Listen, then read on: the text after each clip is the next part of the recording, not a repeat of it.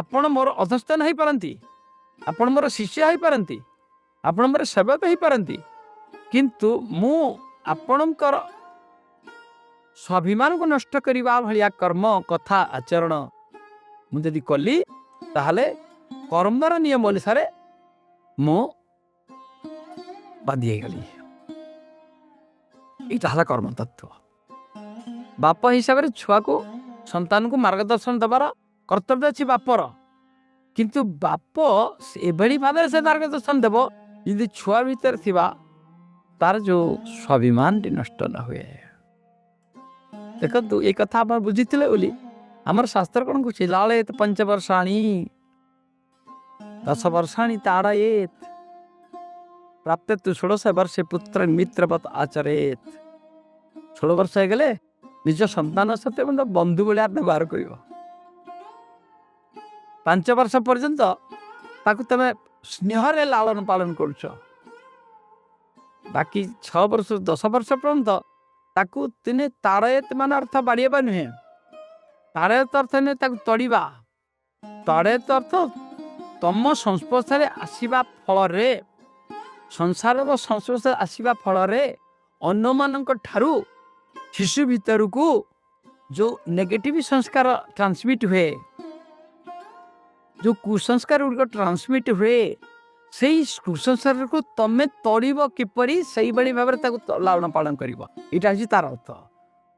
ତାର ଅର୍ଥ କାରଣ ଛୋଟ ଛୁଆ ଭିତରେ, ଛୋଟ ଛୁଆ ଚେତନାରେ ଗ୍ରୋ କରୁଛି, ସିଏ ବାପଠୁ ମାଠୁ ଭାଇଠୁ ବନ୍ଧୁଠୁ ସାଙ୍ଗଠୁ କଡ଼ିଛାଠୁ ତାଙ୍କ ଭିତରେ ଥିବା କୁସଂସ୍କାର ତାଙ୍କ ଭିତରେ ପ୍ରବେଶ କରେ। ଆପଣ ମୋ ସାଥିରେ କେତେ ଦିନ ବା ମିଶିଲେ, କାହିଁକି ଆପଣ କହିଛନ୍ତି ନାଇଁ ଗୁରୁଦେବଙ୍କ ପାଖକୁ ଆସେ ମନ ଶାନ୍ତ ହେଇଯାଉଛି, ବହୁତ କଥା ଦେଖିବାକୁ ମିଳୁଛି, ଶିଖିବାକୁ ମିଳୁଛି, ବୁଝିଲେ ନା। କିନ୍ତୁ ଗୁରୁଦେବଙ୍କର ସେଇ କଥାଟା ମୋତେ ଭଲ ଲାଗିଲାନି, ଗୁରୁଦେବଙ୍କର ସେ କର୍ମଟା ଭଲ ଲାଗିଲାନି। ଏଇଟା ବି ଘଟୁଛି, ସେ ଦୁଇଟା ଯାକ ଯେଉଁ ଘଟୁଛି ସେ ଦୁଇଟା ଯାକ ଠିକ୍।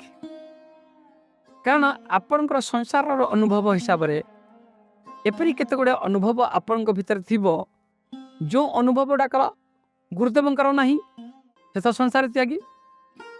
ତେଣୁ ସେଇଭଳି କୌଣସି କଥା ବା କୌଣସି ଆଚରଣ ବା କୌଣସି ଇଏ ଆପଣଙ୍କଟା ଭଲ ଲାଗିନଥିବ, କିନ୍ତୁ ଭଲ ଲାଗିଲା ନାହିଁ ମାନେ ଆପଣଙ୍କର ଯେ ତାଙ୍କ ପ୍ରତି ଶ୍ରଦ୍ଧା ନାହିଁ ବା ଭକ୍ତି ନାହିଁ ତା ନୁହେଁ। ଶ୍ରଦ୍ଧା ଅଛି, ଭକ୍ତି ଅଛି, କିନ୍ତୁ ସେଟା ଭଲ ଲାଗିଲା ନାହିଁ। କେଉଁଠି ଭଲ ଲାଗିଲାନି? ପ୍ରାଣକୁ ଭଲ ଲାଗିନାହିଁ, ଏଟା ପ୍ରକାଶ କରିଦିଆ ହେଲା। ଯଦି ପ୍ରକୃତରେ ଜଣେ ସଦ୍ଗୁରୁ ହେଇଥିବେ, ସେ ସେଟାକୁ କହିବେ ନାହିଁ ସେ ଏମିତି କହିଲେ ସେ ମୋର ଭକ୍ତ ନୁହେଁ ବା ସେ ଇଏ ନୁହେଁ, ନା ମୋଟେ ନୁହେଁ।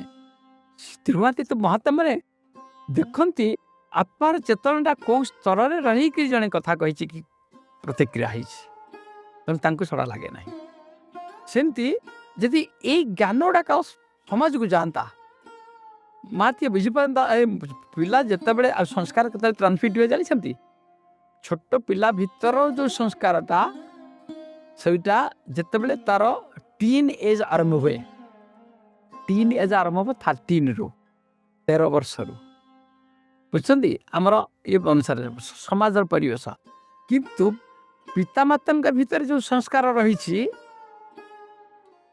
ପିତାମାତାଙ୍କର ସଂସ୍କାରଟା ପିଲା ଭିତରକୁ, ଛୋଟ ପିଲା ଭିତରକୁ 6 ବର୍ଷରୁ ଆରମ୍ଭ ହେଇଯାଏ।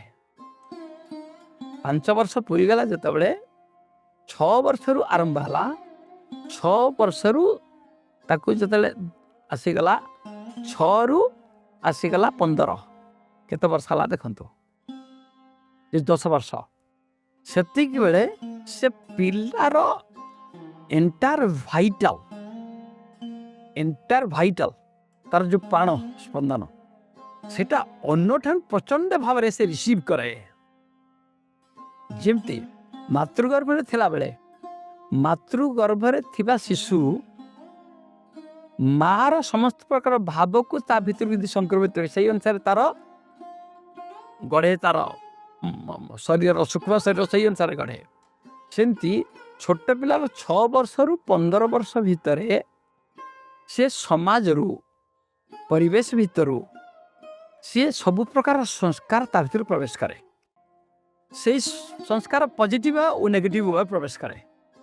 ସେଇଟା ହେଉଛି ବହୁତ ଫର୍ମେଟିଭ ଏଜ୍।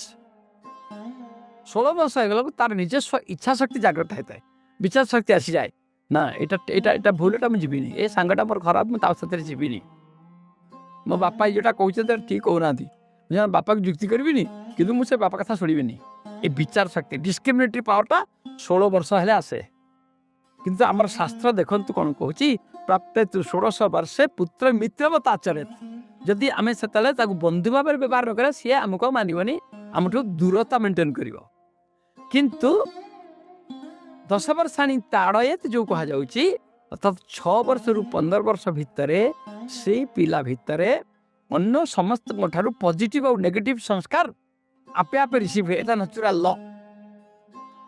ତେଣୁ ବାପ ହିସାବରେ, ମା ହିସାବରେ, ବନ୍ଧୁ ହିସାବରେ, ଭାଇ ହିସାବରେ, ଜେଜେମା ହିସାବରେ, ଜେଜେବାପା ହିସାବରେ ସେତିକବେଳେ ଆମକୁ ଦୃଷ୍ଟି ଦେବାକୁ ପଡ଼ିବ ଯେ ମୋ ଛୁଆ ଭିତରକୁ କୌଣସି ନେଗେଟିଭ୍ ସଂସ୍କାର ଆସିନି ତ, ସେ ତ ଏମିତି ନଥିଲା, ଏମିତି କାହିଁ କଥା କହୁଛି, ଏମିତି କାହିଁ ଆଚରଣଟା କରୁଛି, ବୁଝୁଛନ୍ତି ତ? ସିଏ ଏମିତି କାହିଁକି କେୟାରଲେସ୍ ହେଉଛି, ଏଇଟା କେଉଁଠୁ କେଉଁଠୁ ଆସିଛି, କେଉଁଠୁ ଗୋଟେ ଆସିଛି। ତାକୁ କେମିତି ଭାବରେ ତା ଚେତନାରୁ ଦୂରେଇ ଦିଆଯିବ, ତା ଚେତନାରେ ଶୁଦ୍ଧ ସଂସ୍କାର କେମିତି ରହିବ।